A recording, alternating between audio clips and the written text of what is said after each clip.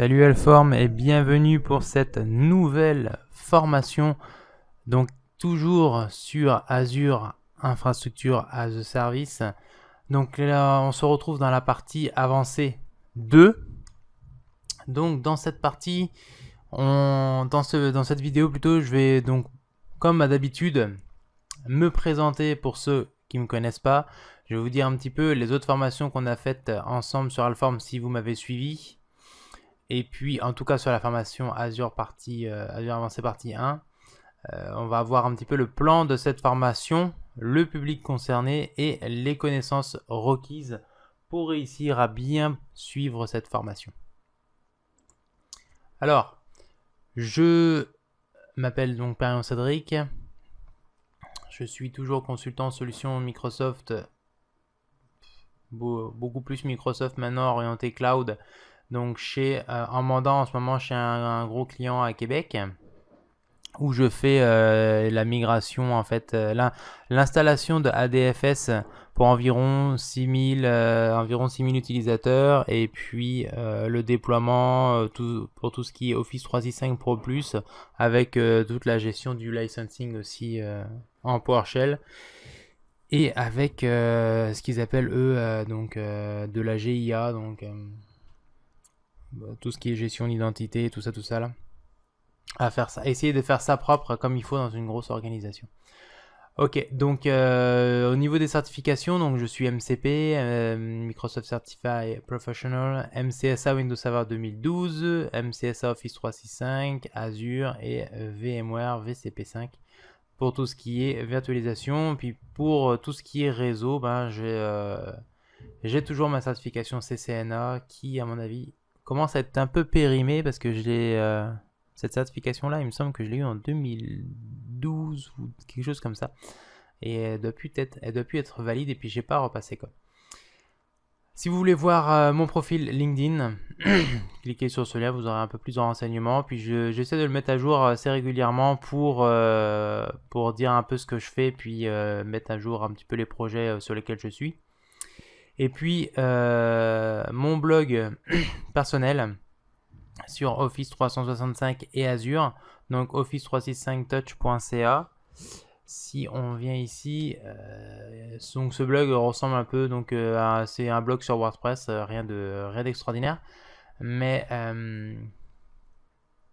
dans un premier temps déjà, ce que j'essaye de faire, c'est que j'essaye de faire en sorte que que le blog puisse être responsive, c'est ça qu'on appelle la responsive. Et puis comme ça vous permet de le lire aussi sur tablette, sur mobile, n'importe où. Et j'oriente en fait ce blog vraiment sur Office 365 et pour le moment Office 365, mais je vais ajouter des choses sur Azure aussi parce que j'ai envie de donner aux gens, de donner aux personnes en fait les problèmes que moi j'ai eu, mais en français. Et puis toutes les petites choses que j'ai pu voir à droite à gauche quand je fais ma veille techno, eh ben je vous le mets ici, comme ça vous permet d'avoir justement peut-être les informations un peu plus rapidement, puis justement avoir vous dire ah effectivement ça c'est pas mal. Comme par exemple ici vous expérimentez des lenteurs avec Exchange Online. Alors ça c'est un truc que je ne connaissais pas avant, et puis au final effectivement par exemple il existe un outil qui permet de savoir vers quel data center lequel est la data center le plus proche de vous, et donc dans la zone DNS interne de votre client, eh ben, vous renseignez Office 365, donc alors je crois que c'est outlook.office365.com vers le DNS interne, et vous verrez bien en fait que vous allez gagner un petit peu de temps en latence.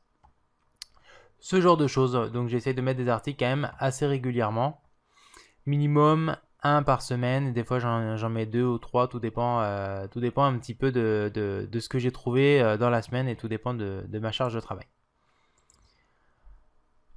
Alors, au niveau des formations déjà existantes sur Alform, Office 365, j'en ai fait 2, donc la première formation Office 365 sur tout ce qui porte sur la découverte en fait, vraiment sur Skype for Business, Exchange Online, vous montrer comment on attribue des licences, vous montrer comment créer des utilisateurs dans le cloud, vraiment pour débuter avec Office 365 et comprendre qu'est-ce que Office 365, ça c'est vraiment le plus important parce que ça regroupe vraiment beaucoup de choses.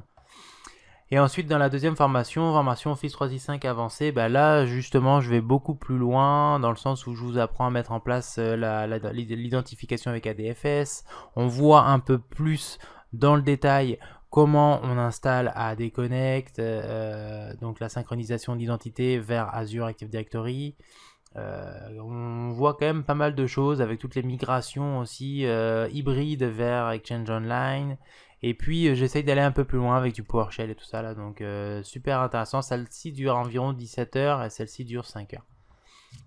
Et puis une autre de mes formations sur Alform, c'est la Azure IaaS Avancée 1, où justement dans cette formation, on commence à voir en fait un peu plus que ce qu'avait fait la Hamza Konda dans sa formation Azure.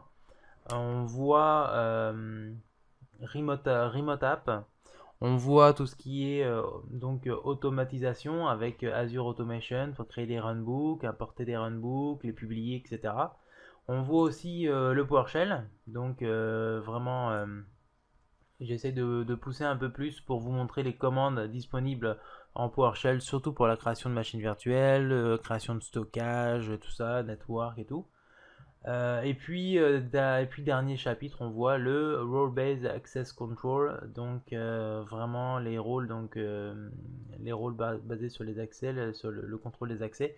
Et puis on voit justement qu'avec le nouveau portail Azure, vous avez beaucoup plus de granularité et vous allez vous rendre compte de plus en plus que Airback, il est vraiment dans tous les nouveaux services, comme les services qu'on va voir lors de cette formation.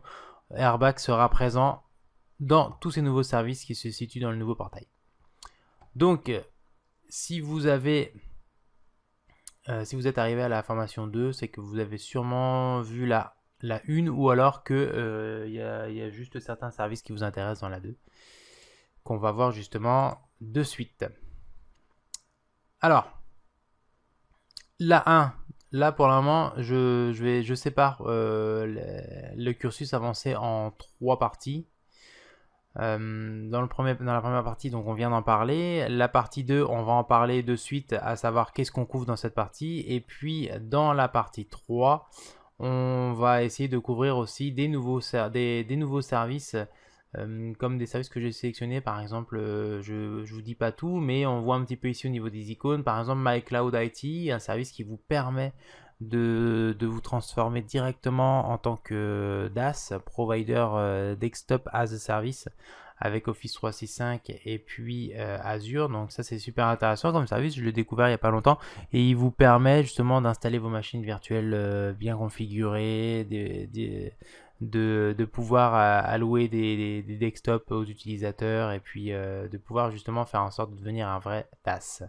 Ensuite, on va voir par exemple des choses comme le DNS aussi, parce que maintenant on peut hoster donc directement un DNS externe dans Azure, donc ça c'est vraiment intéressant.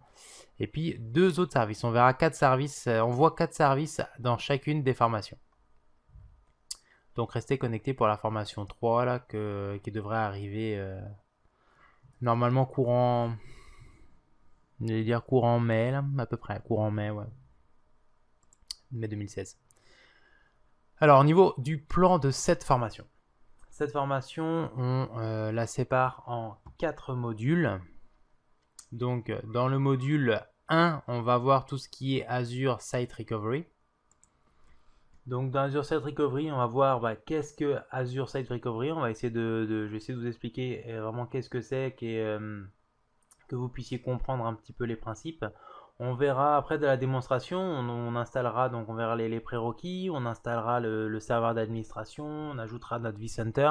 Ce qu'on fera, c'est que on sera beaucoup plus orienté sur l'envoi de machines virtuelles VMware vers Azure. Donc c'est pour ça qu'on rajoutera le vCenter et puis on fera ça avec un serveur que j'ai à la maison, donc que vous pouvez avoir aussi dans votre entreprise, hein. C'est un Dell R710 sur lequel j'ai installé ESXi donc 5.5 et j'ai un vCenter qui tourne aussi en 5.5.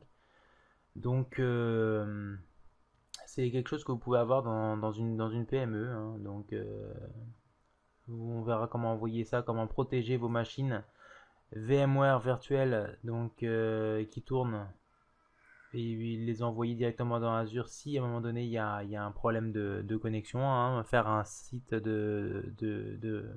un disaster recovery, un site de recouvrement. Ensuite, dans le module 2, on verra Dev Test Lab, donc un nouveau service qui est en preview qui permet justement donc de faire des labs directement dans Azure facilement avec donc son network, avec des images prédéfinies. On pourra mettre des artefacts, on verra ce que c'est un artefact et tout ça. Puis on verra pourquoi ce laboratoire est intéressant pour les développeurs ou alors pour justement juste faire un lab, par exemple soit chez vous, soit pour une POC, une preuve de concept, ou alors soit par exemple dans le cadre aussi des écoles qui voudraient expérimenter des labs pour des élèves. Ensuite, en module 3, on verra Azure Logic App. On verra qu'est-ce qu'Azure Logic App. On fera un test, une démo avec Azure Logic App dans le sens où vous verrez comment ça s'oriente au niveau des processus et de ça. Juste rajouter graphiquement des actions, les lier les unes avec les autres pour justement, par exemple, dans notre cas, envoyer un mail dès qu'un fichier s'est déposé dans un Dropbox ou via Office 365, ou alors mettre un message sur Slack, ou alors envoyer un SMS ou n'importe quoi, aller populer une base SQL dans Salesforce ou toutes les API qui seraient connectées avec justement ce type de service, justement vous permettra d'avoir une plus grande flexibilité. Et vous verrez que dans le cloud ça va très vite, hein. Il y a des services qui s'ajoutent au fur et à mesure du temps. Ensuite, en module 4, on verra Azure Media Services. Alors, Azure Media Services, là, c'est le terme en anglais, donc au final, j'aurais pas dû mettre d'accent. On verra qu'est-ce qu'est Azure Media Services. On fera une démo aussi, beaucoup de démos justement pour que vous puissiez comprendre un petit peu les premiers principes d'Azure de chacun des services et voir après comment vous pouvez le mettre à votre sauce. On fera donc la configuration du compte, on verra un petit peu on fera un tour du propriétaire de ce service là, on verra que c'est pas forcément un service en preview, que c'est quand même un vieux service et que du coup quand on va sur le service, en fait on arrive avec l'ancien portail, c'est ça que je cherchais.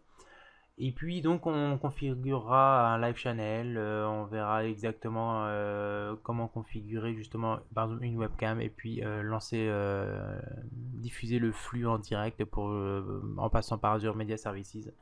Et puis on verra Azure Media Player, voir à quoi il sert ce Media Player là et puis qu'est-ce qu'on peut faire avec. Donc ça fait un petit peu le tour des 4 chapitres là, comme je vous le dis, c'est 4 chapitres à chacune des formations. J'espère qu'ils vous plairont et puis j'espère justement que vous apprendrez pas mal de choses. Au niveau du public concerné, alors là j'ai laissé la même chose que au niveau de la formation numéro 1. Les techniciens niveau 2, niveau 3, des consultants infrastructure et une personne désireuse d'en savoir plus sur les différents services Azure. Donc si vous voulez justement monter en compétence sur le cloud ou tout simplement avoir une meilleure vue, une meilleure compréhension du cloud, en tout cas ce cloud Azure, parce que de toute façon avec la compréhension que vous allez avoir avec Azure, c'est du cloud public, hein, vous aurez la même compréhension avec Amazon ou n'importe quoi qui offre aussi des services similaires. Sauf qu'Azure, je trouve que ça avance quand même pas mal vite en ce moment. Alors niveau connaissances requises, là, tout à l'heure, je parlais de la formation de mon collègue Hamza Konda, qui a fait une formation sur Alform. Donc cette formation justement, je vous conseille de la suivre parce que il donne les bases, les grandes bases de Microsoft Azure. Il vous montre comment créer des réseaux, comment créer des machines, qu'est-ce que c'est qu'Azure, c'est un cloud public, et c'est quoi la différence entre un cloud public, un cloud privé, tout ça, tout ça, tout ça. Et c'est vraiment intéressant de suivre cette formation-là parce que moi, je détaille les services Azure en prenant compte que vous savez déjà de quoi on parle quand on parle de Microsoft Azure. Donc je vous recommande cette formation, surtout qu'en plus elle est en promotion sur Alpha. Alors, hop, donc si vous êtes prêts, on va pouvoir commencer la formation. Et puis, je vous dis donc à tout de suite pour le premier chapitre, Azure Site Recovery. C'est parti.